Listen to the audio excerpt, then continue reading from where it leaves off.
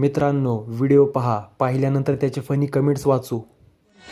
कसं आहे नाद करते काय हॉटेल गबरोवाडा यास लागतंय सकाळपासून पहिलंच आहे.